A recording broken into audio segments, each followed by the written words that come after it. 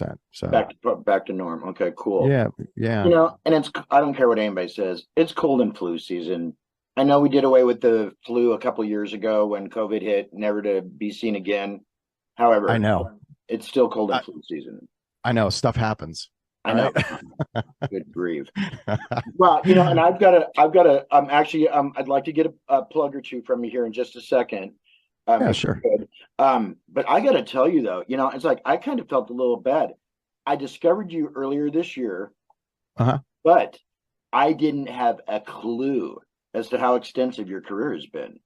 Oh, yeah. With Oh the my You didn't gosh. know about the Information Society stint and all Well, that? no, and actually, I think that's how I first. No, that's. I think that was now looking back on it. I think that's how I first heard about you.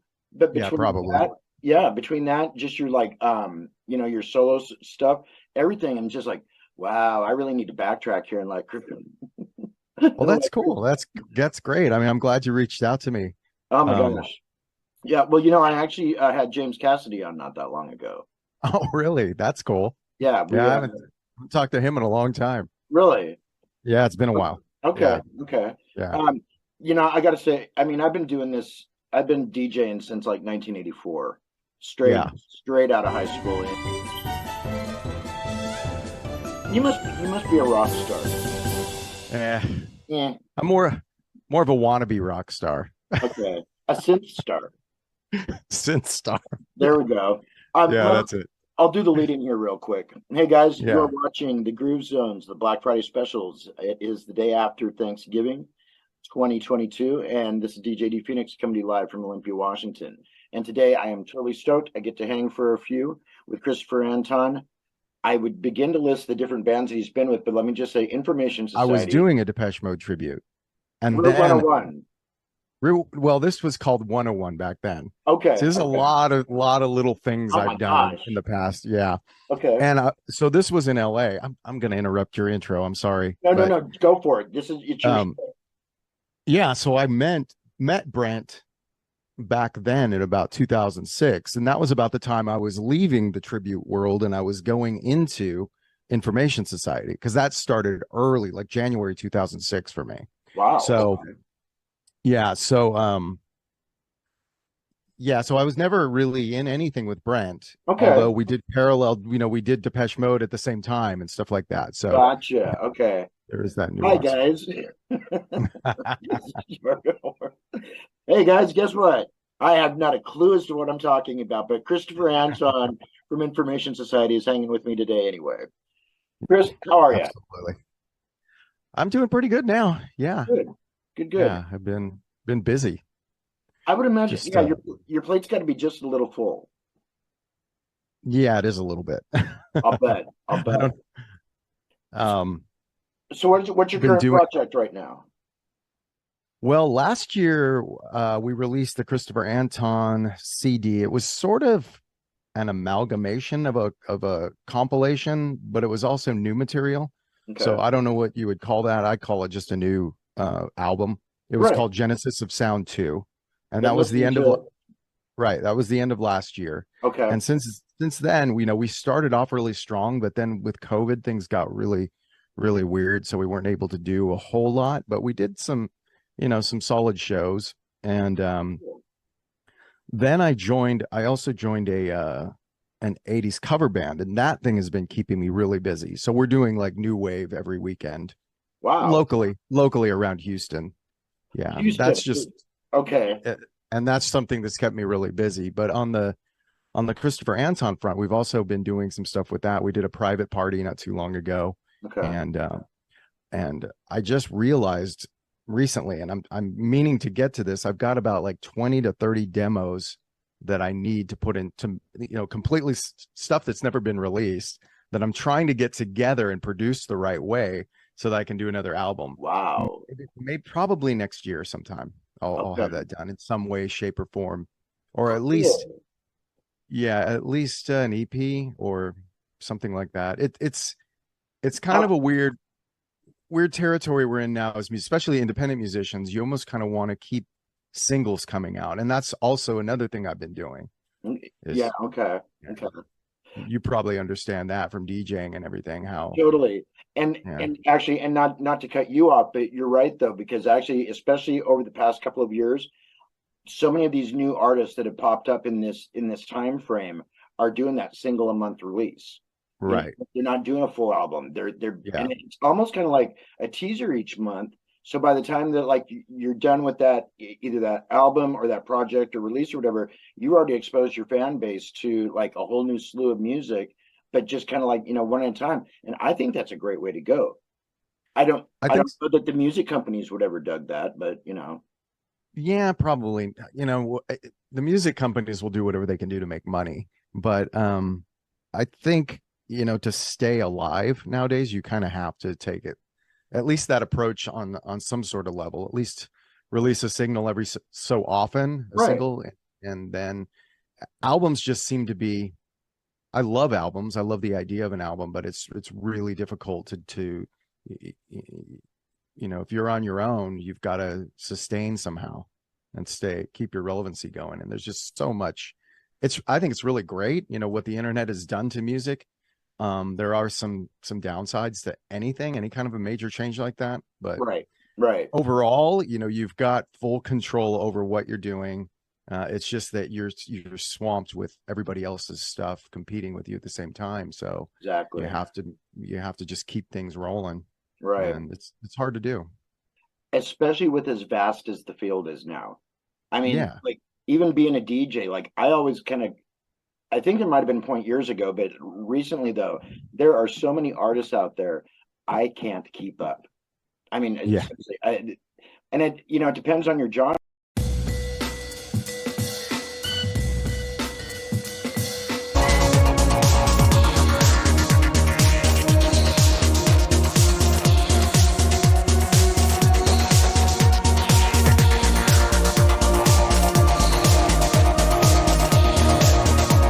Genre, but I mean, really, regardless of the genre anymore, every field is just packed with amazing new talent, plus the veteran artists that have already been around for some time. Right, So, right.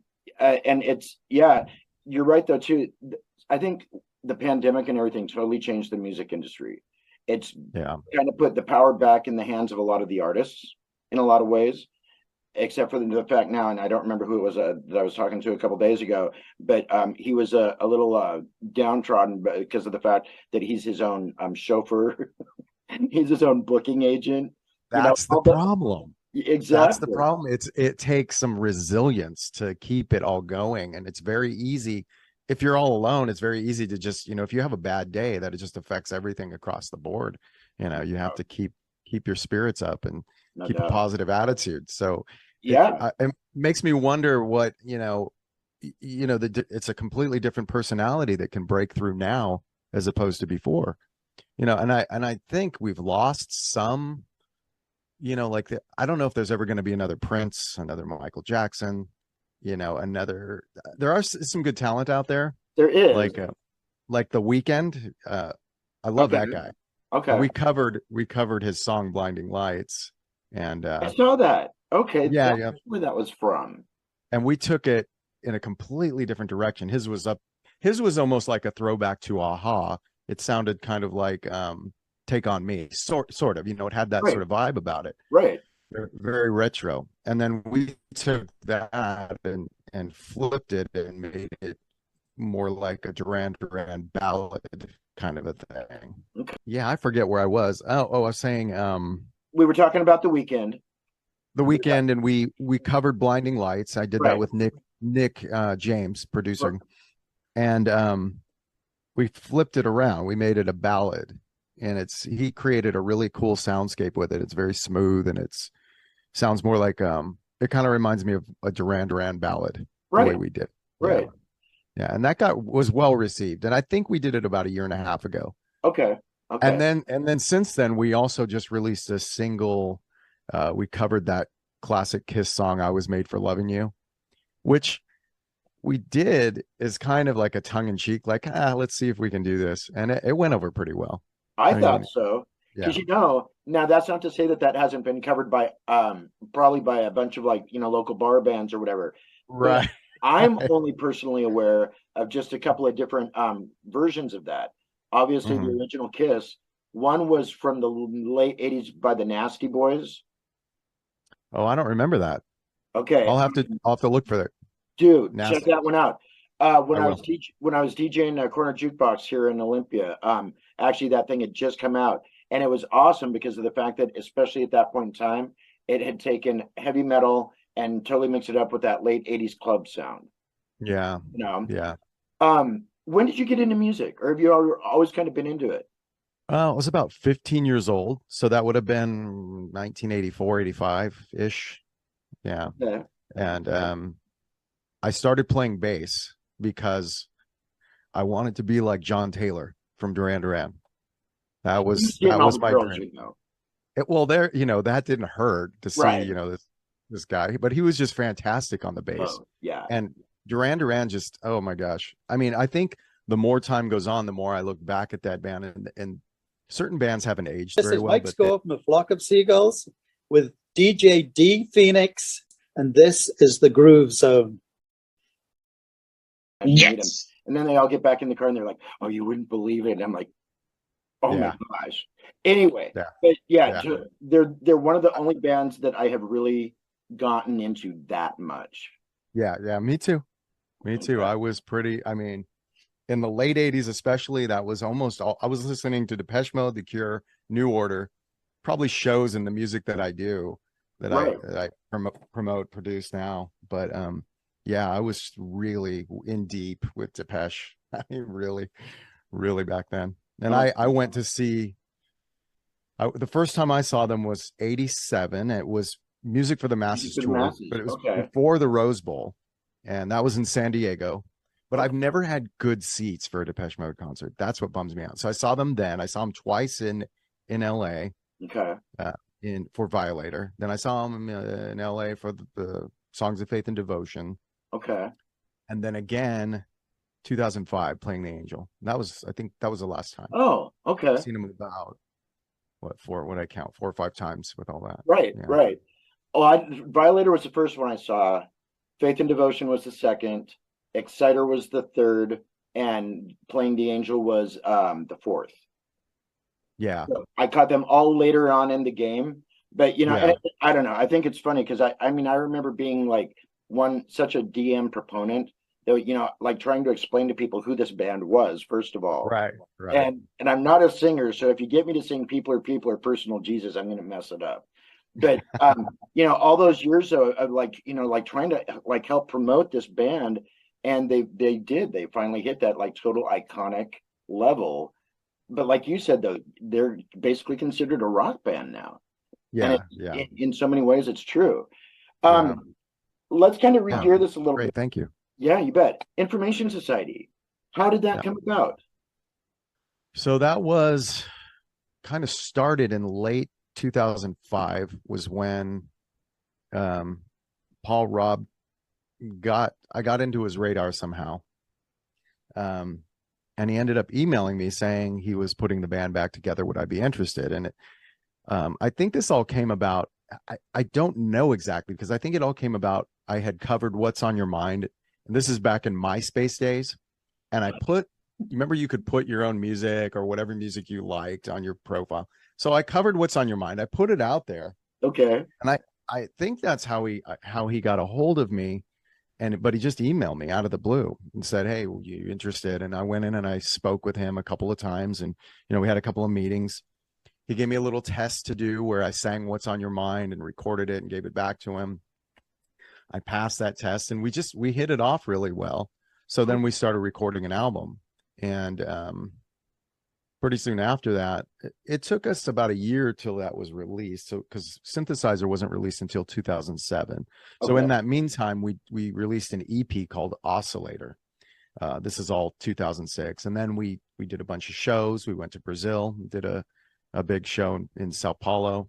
Okay. And yeah, I mean, that was, I can't believe how long ago it was already. But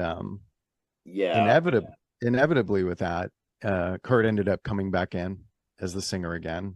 Okay. And I transitioned out and just thought, what am I going to do? So I thought it was best. I never conceived of myself being a solo artist. So and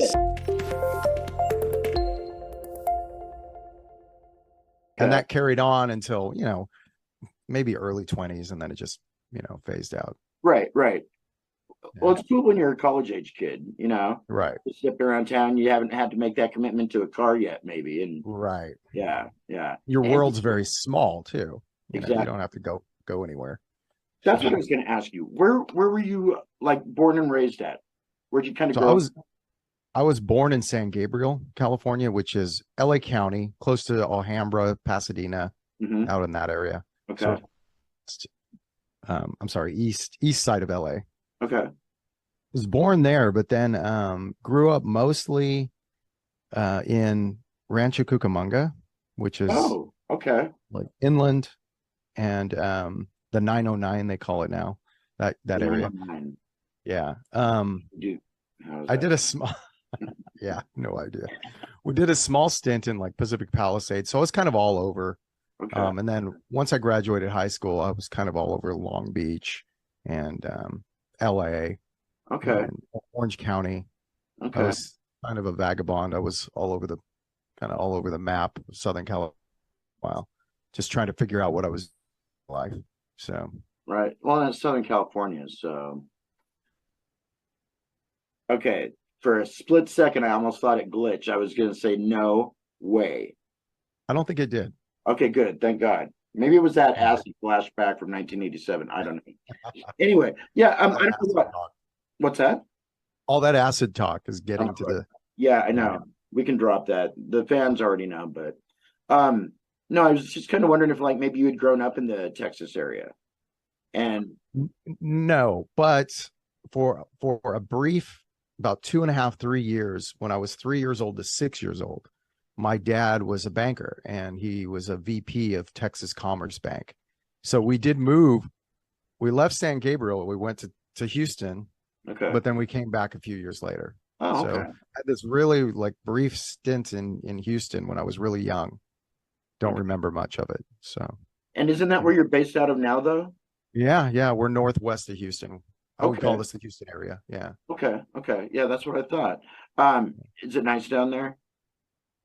I like where we are because we're not even in Harris County is the county that Houston is in. We're in Montgomery County, so we're, you know, an adjacent county, and we've got a lot of open land around us. It's not really everything keeps moving outward, so eventually this will be populated, but for the time being, it's pretty comfortable. Okay. So yeah.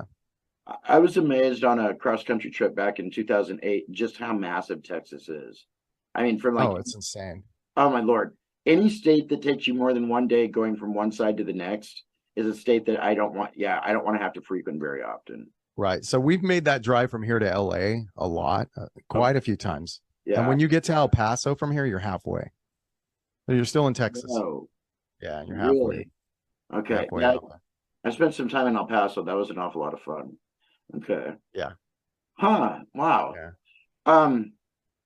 One of the things, especially because of the fact with it being the holiday, that is one of the things that we were talking about last night that kind of got glitched out. Black Friday. You were telling us a little bit and I had asked you if you were one of the kind that get up in the middle of the night to go stand out in line, or if you decide to hang back and let all the freaks go out and do that instead. Right. And I am not. I never have been. That's just never been a thing for me. Introverted anyway. I don't really like crowds. I can kind of get a little not freaked out, but I kind of avoid crowds when I can. And which is funny. I don't ever feel like I've had enough. You know, there's this misconception in music that if you're doing something and it's successful, you're making money. It's not always the case. And growing up, you know, as a DJ, right? Oh yeah, people can have perceptions, but they're not necessarily the truth. And you know, all growing up, I really struggled to get my gear that I needed. It was always a challenge, and I had to choose very, very wisely and carefully when I would buy something. So I never really was one to like rush out just to go get a TV. You know, I was never really. Now, if they'd had equivalent Black Fridays for, you know, the music store. DJ Groove Phoenix. I'm sorry. I'll do it again. One more time.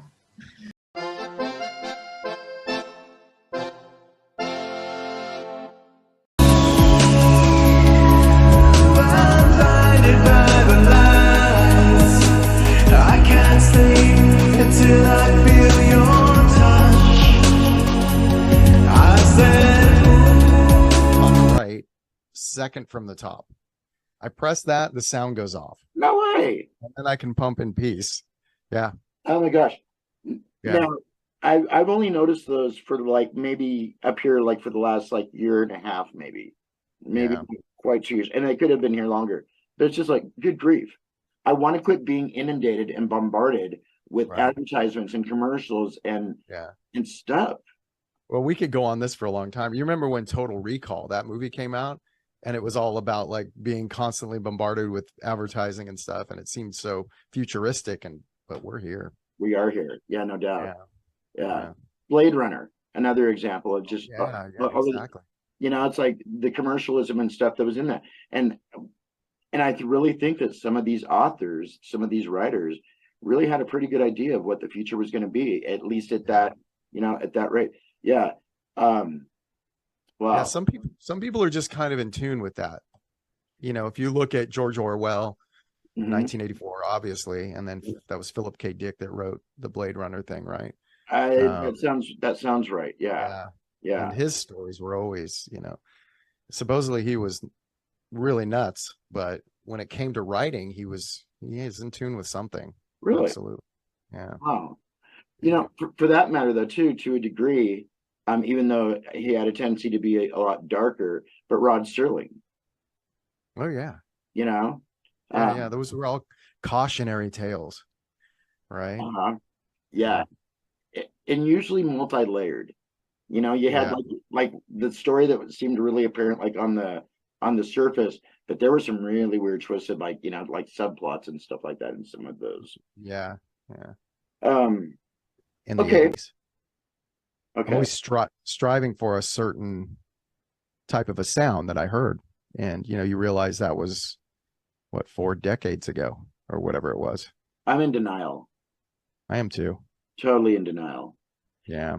You know, thank God though that like the younger generations have got like somewhat of a fascination or an interest or desire for older stuff, you know? Yeah. So that the 80s is seeing a resurgence, and we lucked out.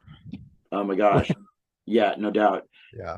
But wouldn't you say though that almost every decade is kind of seeing, there's always kind of that 20-year cycle no matter what, or at least there always was that 20-year thing, you know, like rockabilly in 1983.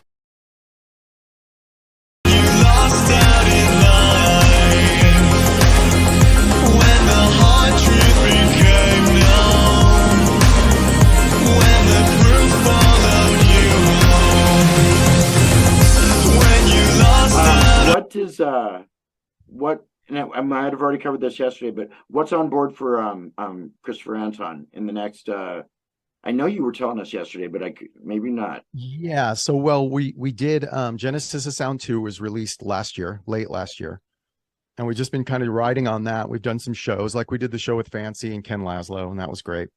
And we're looking at a couple of gigs next year coming up, early next year. And I think, you know, I had said I've got like a 20+ demos that I need to sort out. What I'm probably going to do is release a single at a time for a little while. I'm probably not going to go the album route, but I don't know. I can't say for sure yet. Yeah. But I kind of just want to keep things flowing. So now, is that original work, or some of those covers? Mostly original, but I have a couple of covers in mind that I need to get to as well. Yeah. Cool. Yeah. Cool. Some of your cover work though has just been like totally incredible. And everything from like Fade to Gray. I'm like I was telling you before, like I'm still in the discovery mode. So there's like all these things I'm like picking up. Oh my gosh. Looking on a hilltop. Section 25. Oh yeah. Yeah, and that was Donna. Oh. Donna did the vocal for that. My gosh, I sat listen. It's like 8 minutes long or something like that. If I remember, one of the versions super long. Yeah. And I'm sitting here listening to it last night. I'm like, I love that more than I like the original. I mean, that was incredible. That's cool. So all throughout COVID, we kept doing these little projects, things would come up, and we did a handful of songs for this Numbers nightclub out here. Have you ever heard of Numbers nightclub? I've heard of it. It's Yeah. it's a pretty well, it's kind of like the Roxy of Houston, or the Okay. whiskey of Houston, Okay. for lack of a better way to describe it. And it's just a really well-known venue. Everybody's played there. It's known for, like the EBM dance clubs back in the day in the 80s and stuff like that. It's been around forever. Okay. And we did a benefit for them because with COVID, everyone was hurting. So part of this benefit was different artists contributing covers of classics, like Numbers classics is what they called it. Oh. And so that's why we did the Hilltop song. And we also did a cover of Russian Radio by Red Flag. That's on one of those. Yes, I heard that. I think these are on our Spotify playlist with our other artists now. And we did, even though we released Fade to Gray in 2010, Yeah. it's also placed on that Numbers. Okay. That Okay. Numbers compilation. Yeah. Where's the Numbers compilation available at? I've listened to it on Amazon Music, so Okay. probably all the major retailers. It's probably on Spotify, I'll have Amazon, to check that. iTunes. Yeah. Okay. Okay. Yeah. It's called Numbers Covered is what it's called. Numbers covered. And there's a couple different editions of it. Oh, so which one are you guys on? I think there were two, and we're on both. Forgive me, be with me now. In silence, in darkness, without provisions on us. I'd like to do a couple of words from you. Like a word to the world. If you could tell anybody watching or listening today, regardless of where they're at, any kind of message, what would it be? It can be really deep, or it can be really light, or whatever. I think it would just be, and it's funny, is I just kind of had an epiphany about this, and I posted about it on Facebook, how every small action counts. So you need to just be very cautious and be careful with the things that you say and the things that you do in life. I know that sounds kind of like an old guy coming at a younger generation, but it's really hitting me now, I guess maybe because of my age, that how important it is to treat people well, to be kind to everybody and to think about every little move you make, because it all can add up in the negative or the positive column, depending on how you're going about it. So, and there's something to be said for having like some real heartfelt remorse as you get older, because you can't always go back and make things right. Right. And you're right. And it's those small things that we say, because I don't think even half of us, I know I don't think about half the stuff that falls out of my face. Yeah. It's just like, and I've had to, I really have to watch it sometimes. So, me too. And it's we're not perfect though. So you just, you got to do the best you can. Nobody's been perfect. And it's just, it's really easy. What's that? They're working on that. The perfect person. Oh yeah. What, an AI or? Yeah, exactly. Yeah. Yeah. I didn't mean to interrupt your flow there. What were you saying? No, that's okay. That was basically it. It's just what came to mind when you asked me. And that's a good thing to pass on. It's interesting too when it comes to stuff like this, because you never know who's tuning in. You never know who's going to just happen, and so sometimes there's, like a word that you can pass on. Now, okay, so a holiday word. So kind of the same thing, but what's your holiday greeting to everybody? Well, I just, of course, wish everybody joy and happiness, and again, think about family and spend time with the people you love, because things change quickly. They do. So, they do. Yeah. Well, cool.